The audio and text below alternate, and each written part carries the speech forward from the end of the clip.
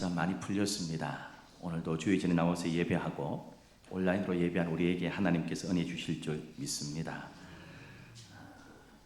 2년 전에 2023년 10월에 팔레스타인 하마스가 갑자기 이스라엘을 공격했습니다. 그래서 1200여 명의 이스라엘 백성이 죽고 240명의 사람들이 인질로 끌려갔습니다. 여기에 대한 보복으로 이스라엘은 가자 지구를 공격해서 완전 초토화시켰습니다.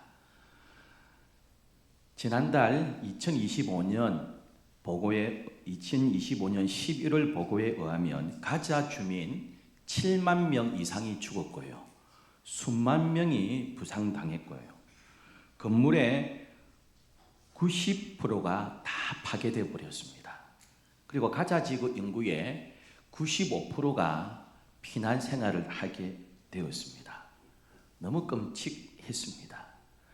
여러분, 이에는 이, 눈에는 눈, 이렇게 구약은 말씀합니다. 어떤 분들은 보복법이다, 동일 보복법이다 하는데 제가 볼 때는요, 동일 보복법이 아닙니다.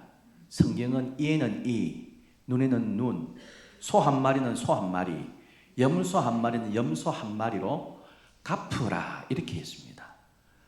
눈은 눈으로, 이는 이로 보복하라 하지 않고요. 눈에는 눈으로, 생명은 생명으로, 상함은 상함으로, 소 한 마리는 소 한 마리로 갚으라 이랬습니다. 보상법이었습니다. 보복법이라 해도요, 동일 보복법 아닙니까? 1200명이 죽었으면 1200명 죽이면 되는 거 아닙니까? 그런데 우리가 1200명 죽었다고요, 7만 명 이상을 죽여버렸습니다. 수만 명을 부상시켰고요. 학교고 병원이고 상관하지 않고 하마스가 있다는 핑계대고 온통 폭격을 퍼부었습니다. 지금은 휴전이 되었지만 가자 지구 백성들이 돌아갈 집이 없습니다. 90%가 건물이 다 파괴되었으니까요. 어떤 사람들이 이럽니다. 이스라엘 수상 네타야후가 자기의 정치적인 이걸 입지를 세우기 위해서 계속해서 전쟁을 끌었다 하기도 합니다. 어쨌든 요만큼 죽었는데요, 이만큼 사람을 죽이고 건물을 다 파괴한 너무 가슴 아픈 일이고요. 가자 지구 백성들을 생각하면 너무너무 안타깝기도 합니다. 그런데 이 일이 우리가 읽었던 오늘 본문의 내용과 거의 같습니다. 구약에 익숙하지 않은 사람들을 위해서 제가 간략하게 내용을 말씀드리면 이렇습니다. 하란에 있는 삼촌 집으로 피신했던 야곱이 거기서 결혼식도 하고요, 4명의 부인을 맞습니다. 그리고 한목의 재산을 가지고 20년 만에 가나안 땅, 아버지 어머니가 있었던 그 땅으로 돌아옵니다. 돌아올 때에 그의 사랑했던 라헬, 그 부인이 가정의 우상 수호신 드라빔을 몰래 가져옵니다. 드라빔은 큰 것도 있지만은요, 팔뚝만한 것도 있고 작은 것도 있습니다. 가정의 우상을 딱 챙겨옵니다. 그리고 가나안 땅에 왔는데 20년 전에 그 원한을 잊지 않고요, 형 에스가 집에서 데리고 있는 사병 400명을 다 무장을 시키고 약복강만 넘어와봐라 죽여버린다 하고 있습니다. 너무 힘들었습니다. 그 재물들을 다 형한테 보내고요, 식구들을 보내고 그 분노가 누그러지면 가려고 했는데 그런 소식 들리지 않습니다. 약복강 나루토에서 천사를 만나 밤새 실험하고 복을 빚고요, 이스라엘로 이름을 바뀌게 되었습니다. 하나님의 특별한 은혜로 강을 건너왔는데 형의 분노가 다 사그라졌습니다. 하나님께서 그를 돌봐주신 것입니다. 할렐루야. 그가 처음에 약속했던 곳, 형의 분노를 피해서 도망하다가 길가에서 돌을 베개 삼아 잤는데요, 그곳에서 천사들이 사닥다리에서 내리락 오르락 하는 것을 보았습니다. 왜 제가 내리락 오르락 하느냐 하면요, 오르락 내리락이 아니고 성경 원어에 내리락 오르락 되어 있습니다. 천사가 먼저 내려와야 되니까요. 그걸 보고 여기가 하나님이 계신 장소구나 하고 이름을 벳엘, 하나님의 집이라고 부르고요. 내가 안전하게 돌아오면 하나님, 내가 주님 잘 섬기겠습니다. 내 삶에 11조도 드리고 정말 주님 잘 섬기겠습니다 하고 벳엘 땅에서 서원을 했습니다. 그리고 그 형의 분노가 풀어지고 형통한 길이 열렸으면 벳엘로 올라가서 다시 그 서원대로 믿음으로 살아야 될 터인데 세겜 땅에 가서 적당하게 살고 있었습니다. 그때 디나라는 딸이요, 세겜 땅에 놀러 갔다가 그 세겜 지역의 지도자의 아들 이름을 그 부족 이름 그대로 생임이라는 청년을 만났는데요. 그 추장 청년이 야곱의 딸 디나를 보고 반해가지고요, 손을 잡고 강제로 성폭행을 했습니다. 그리고는 찾아와서 딸을 주시오. 내가 너무 사랑합니다. 원하는 지참금 다 주겠습니다. 하는 내용이 오늘 본문 앞에 나오는 내용입니다. 딸이 몹쓸 짓을 당한 것을 보고요, 이 아버지 야곱이 마음이 너무 찢어졌습니다.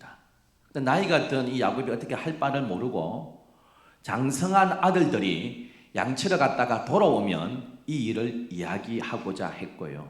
아들들이 돌아와서 그 이야기를 했더니 이 오빠들이 분노가 치밀었습니다. 이런 놈이 어딨노? 내 여동생을, 내 누이를 건드려? 이렇게 되었습니다. 그러면서 하나의 타협안을 냈습니다. 내 여동생을 데려가고 싶으면 너희들도 우리처럼 전부 할례 받으라.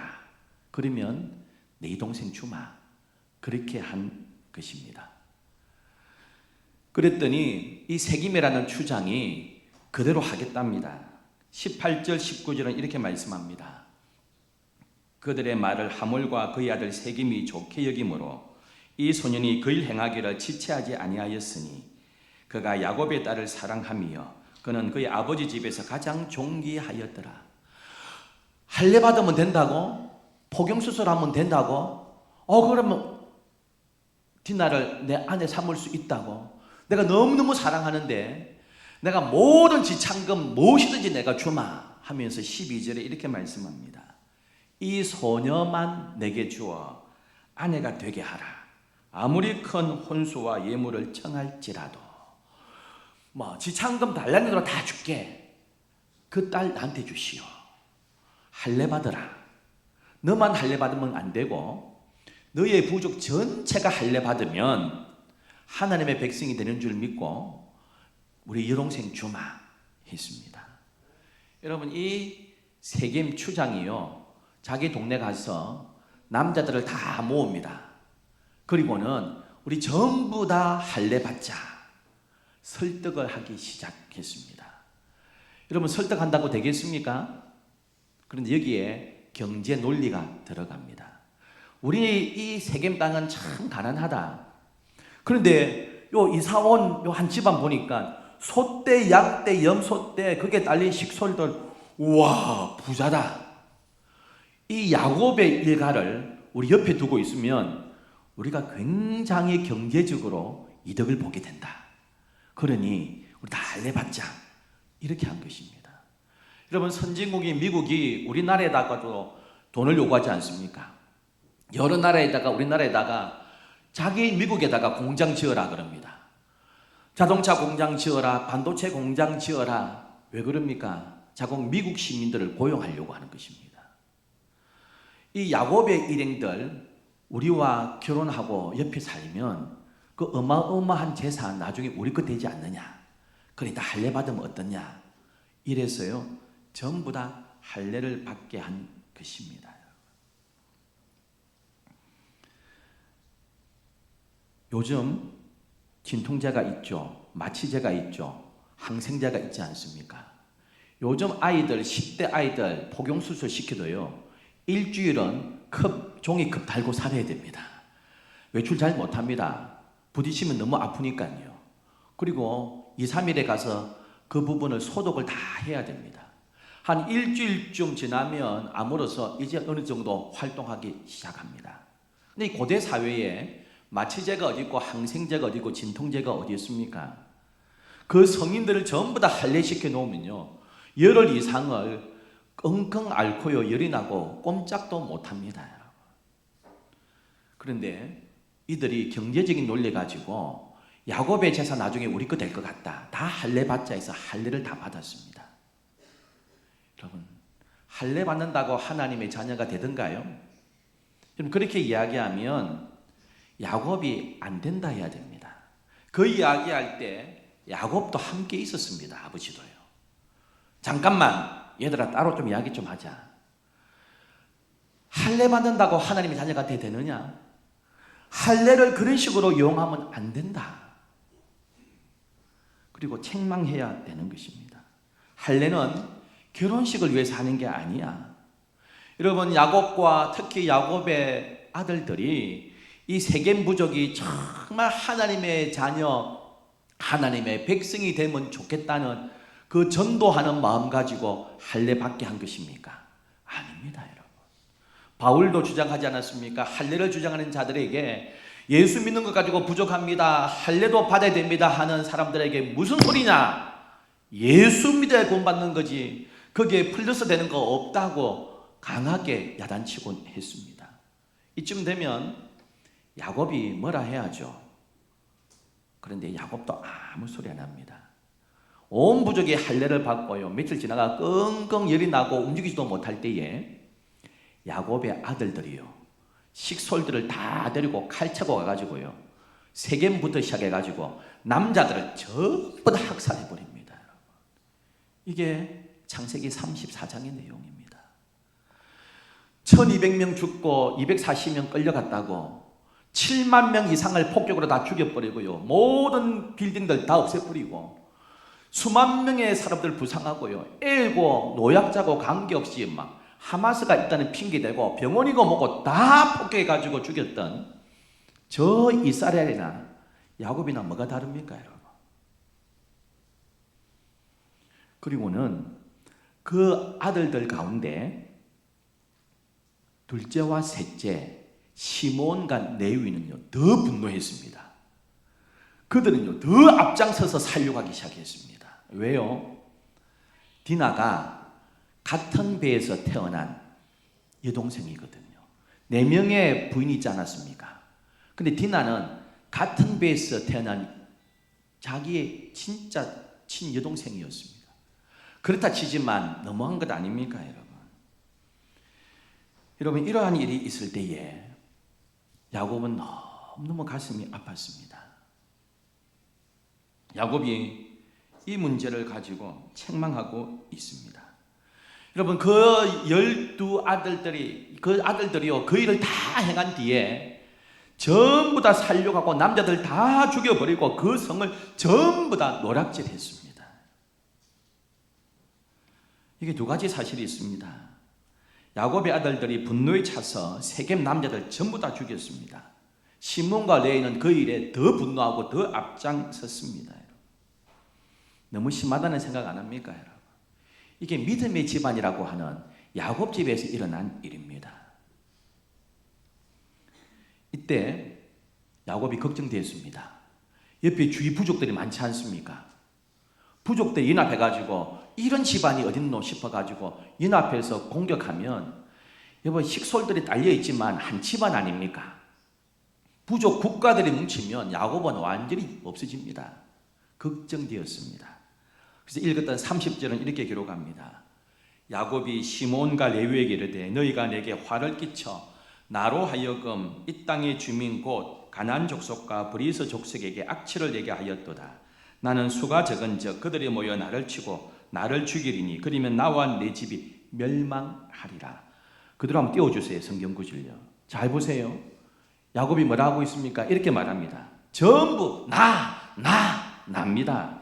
내게 화를 끼쳤다. 나로 하여금 나는 수가 적은즉 나를 치고 나를 죽이리니 나와 내 집이. 여러분 다윗이 하는 소리가요 전부 다 아닙니까? 이 끔찍한 일이 생겼을 때 하나님 앞에서 옷을 찢고 가슴을 찢고 통곡하고 회개해야 되는데요, 그렇게 하지 않고 내가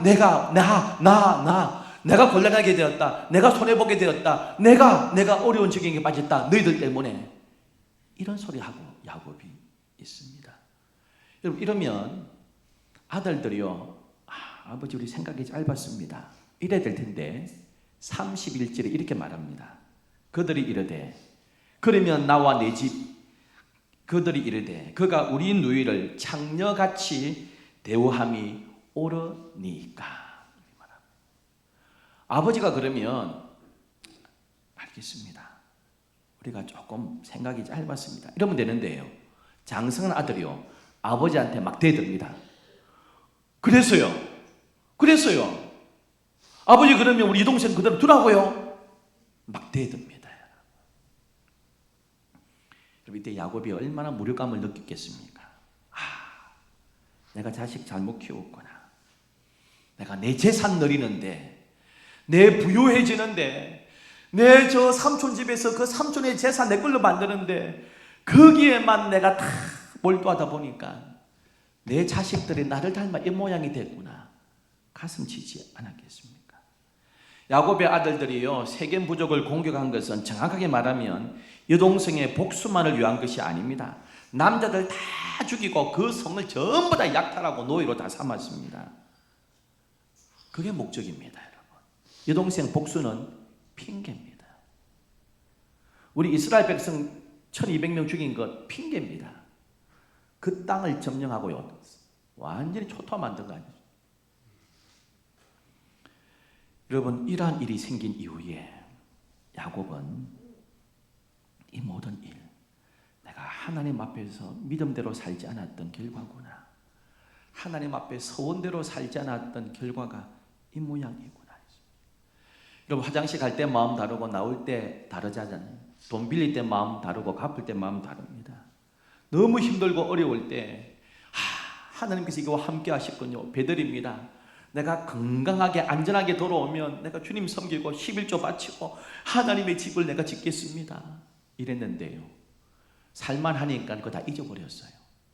세겜 땅에서 내가 나 중심으로 사는 썬데이 크리스찬의 모습을 보이고 있습니다.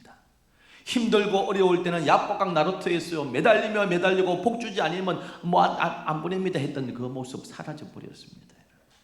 적당히 이제 신앙생활 하면서 적당히 내 주장대로 하면서요 적당히 나를 내세우고 살다가 이 모양이 되었습니다. 이러한 위기 가운데 드디어 하나님께서 개입하세요. 35장 1절은 이렇게 말씀합니다. 하나님이 야곱에게 이르시되 일어나 베델로 올라가서 하나님께 거기서 제단을 쌓으라 하신지라. 너 베델로 올라가라. 이 낭패당할 때에 첫사랑 회복해라. 너가 나한테 서운했던 거 그거 지키며 이제는 하나님 중심으로 살거라. 그렇게 말씀하고 있습니다. 여러분, 우리가 우리 삶의 주인이 되어서 살아갈 때가 얼마나 많습니까? 내가 내 삶의 주인 되다 보니까 내 삶이 꼬입니다. 복잡해집니다. 넘어지고 찢어집니다. 그럴 때 하나님께서 꼴 좋다 하시지 않습니다. 비웃지 아니하십니다. 안타까워하시고 슬퍼하시며 다시 베들로 올라가라. 첫사랑 회복해라. 하나님 중심으로, 말씀 중심으로, 교회 중심으로 이제 살아보지 않겠니? 하나님께서 야곱에게 그렇게 말씀합니다.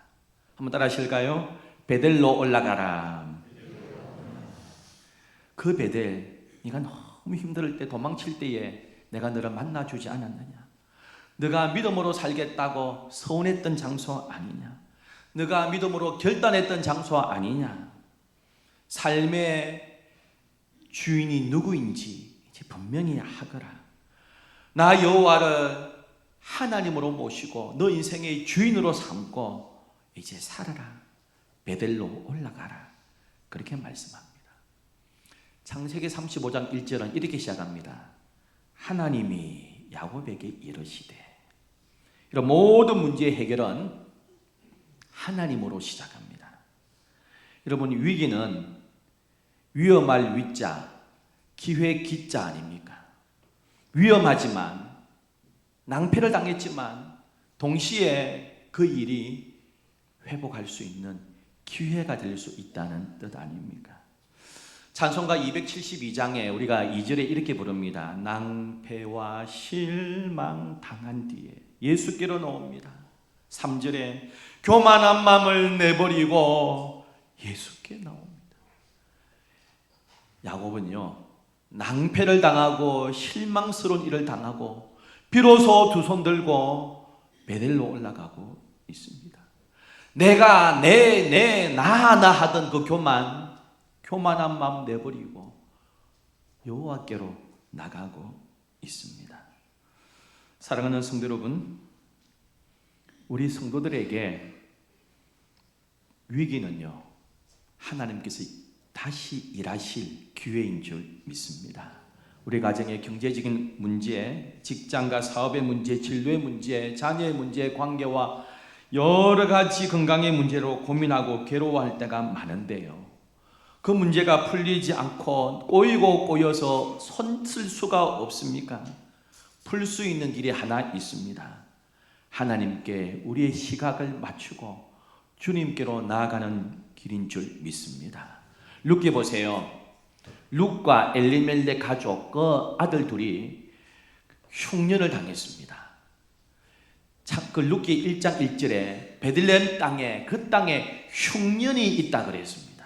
흉년이 있다는 게 뭡니까? 풍년이 있다는 겁니다. 뭐 흉년도 있을 수 있고 풍년도 있을 수 있고 자연적인 현상이지 맨날 풍년만 있냐? 그 자연적인 일이지. 잠시 모압으로 피난 가면 되지. 같습니다. 10년 살면서 남편 죽고 아들 둘 다 죽었습니다. 낭패와 실망을 당했습니다. 그래서 룻기 1장 6절은 뭐라고 합니까? 시각이 바뀝니다. 베들레헴 그 땅에 풍년 왔다 이렇게 적지 않습니다. 하나님께서 자기 백성을 돌보셨다. 관점이 바뀝니다. 풍년, 흉년 아니다. 하나님이 자기 백성을 돌보신 것이다. 관점이 바뀌니까요. 룻과 나오미의 삶이 달라집니다. 사랑하는 성도 여러분, 하나님께 초점을 맞추면 우리의 문제가 풀어지게 될 줄 믿습니다. 여러분, 하나님께 초점 맞춘다고 상황이 당장 달라지나요? 그렇지 않습니다. 내가 그 문제를 바라보는 시각이 달라집니다. 풍년이고 흉년이 아니구나. 하나님께서 자기 백성을 매를 때리신 거구나. 하나님께서 자기 백성을 돌보시는 것이구나. 그 문제를 바라보는 관점이 바뀌니까 모든 문제가 해결되기 시작합니다. 사랑하는 성도 여러분, 모든 문제의 해결은 하나님께로 나가는 겁니다. 베들로 올라가라.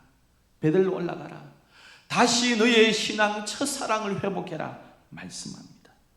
여러분, 우리가 다시 예배자로 살아갈 때에 하나님께서 우리의 삶을 다시 회복시키고 은혜 주실 줄 믿습니다. 모든 것이 빨리빨리 하는 이 시대에 조용하게 하나님의 음성을 들으셔야 됩니다. 기도하고 또 기도하지만 내 것만 아뢰는 것이 아니라 오늘 하나님께서 나에게 원하시는 삶이 무엇인지 조용히 묵상하면서 하나님의 음성에 귀를 기울이셔야 됩니다. 일방적으로 내 이야기만 하시면 안 됩니다. 베델로 올라가라는 그 음성 듣고 야곱이 뭐합니까? 2절 3절에 이렇게 말씀합니다. 야곱이 이에 자기 집안과 자기와 함께한 모든 자에게 이르되 너희 중에 있는 이방 신상을 버려라. 너희 의복을 바꾸라. 모든 이방 신상, 자기가 살아있던 날부터가 그 드라빔, 자기의 그 친정집에 있는 우상 가지고 놀지 않았습니까? 그 드라빔 다 버려라. 너희 아들들이 가지고 있는 모든 우상 다 버려라 합니다. 하나님의 백성이라 하면서요, 우상 다 가지고 있었습니다. 그리고 우리 옷 다 바꾸자. 옷을 바꾸는 게 뭡니까? 삶을 바꾸는 것입니다. 라이프 스타일 바꾸는 것입니다. 다 가져오기 시작합니다. 4절 말씀에 그들이 자기 손에 있는 모든 이방 신상들과 자기 귀에 있는 귀고리들을 야곱에게 주는지라. 그걸 다 묻었습니다. 모든 이방 신상들, 귀고리에 전부 다 부적들이 붙어 있습니다. 다 버렸습니다. 옷을 다 바꿔 입었습니다. 삶을 바꾸기 시작했습니다. 우리가 예수 믿는다 하지만 우리가 가지고 있는 우상들이 뭐가 있습니까? 내 자녀가 우상입니까? 내 건강이 우상입니까? 내 일터가 우상입니까? 그럼 작년 이맘때예요. 다가오는 2025년은 황금 돼지띠라고 그랬습니다. 제가 설교 준비해서 보니까 2026년은 붉은 말띠해라 그러대요. 이런 거 따지는 거 우리나라입니다, 여러분. 한국 사람과 일본 사람만이 혈액형 따집니다. 혈액형 가지고 사람 뭐 성격 이야기하고, 야 B형은 비열하고 비겁하고 뭐 이래합니다, 여러분. 요즘은 뭐 따지는 줄 아세요? MBTI 뭐 J고 I고 뭐 오만 거 다 이야기합니다, 여러분. 우리나라만 그럽니다, 우리나라만. MBTI 외국의 어떤 여자가 심심찮게 그냥 이렇게 만든 것 가지고요, 과학적인 근거가 있는 것처럼 니는 뭐고 니는 뭐고 이런 거 하고 있습니다. 저 MBTI 세 번 하니까 세 번 할 때마다 다르게 나오더라고요. 그게 이상하네요. 그럼 재미로 한다면서 얼마나 우상에 빠진지 모릅니다. 좀 제가 대학교 때요, 스포츠 신문 나왔습니다. 스포츠 서울 스포츠 조선 보면요, 그게 큰 차장이 뭡니까? 전부 다 오늘의 운세 이런 겁니다. 양띠, 돼지띠, 쥐띠, 오늘의 운세, 귀인을 만나고 온갖 다 있습니다. 대학가 가보세요. 지성인들이라고 하는데 그 앞에요, 타로 점 보는 사람들이 엄청 있습니다, 여러분. 재미로 한다면 다른 재미 찾으면 되지요. 왜 그런가 합니까? 우리가 버려둘 우상이 얼마나 많습니까? 모든 우상 버리자니까 가족들이 다 와서 버립니다. 삶을 바꾸자, 옷을 다 바꿉니다. 어떤 일이 벌어집니까? 5절에 그들이 떠났으나 하나님이 그 사면 고을들로 크게 두려워하게 하셨으므로 야곱의 아들들을 추격하는 자가 없었더라.